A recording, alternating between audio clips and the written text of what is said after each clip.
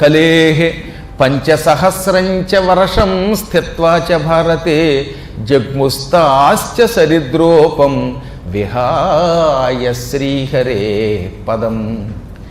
యాని సర్వాణి తీర్థాని కాశీ బృందావనం వినా యాస్యంతి సార్థం తాభిశ్చ వైకుంఠం ఆజ్ఞయా హరేః.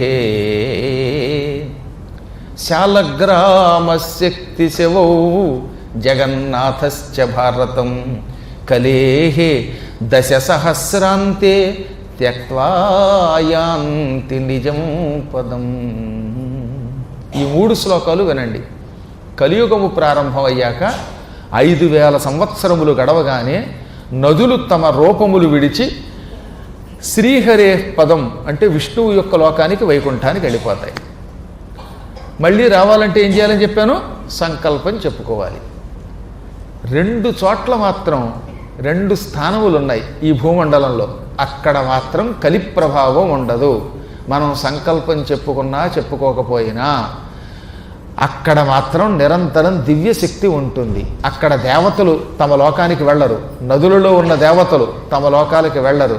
అక్కడున్న దేవతా మూర్తులు అక్కడే ఉంటారు. ఆ 2 తీర్థములు కాశీ బృందావనం. అందుకే చెప్పాడు అన్ని తీర్థాల్లో దేవతలు వెళ్ళిపోతారట. కానీ కాశీ బృందావనం వినా, ఒకటి కాశీ రెండవది బృందావనం.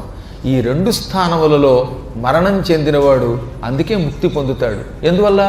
కాశీలో ఎవరు పూజ చేసినా చేయకపోయినా, సంకల్పం చెప్పుకున్నా చెప్పుకోకపోయినా శివుడు నిరంతరం సంచరిస్తూనే ఉంటాడు. అక్కడ చీమకి దోమకి ముక్తిస్తాడు. బృందావనంలో నిరంతరం రాధాసమేతంగా మాధవుడు సంచరిస్తూనే ఉంటాడు.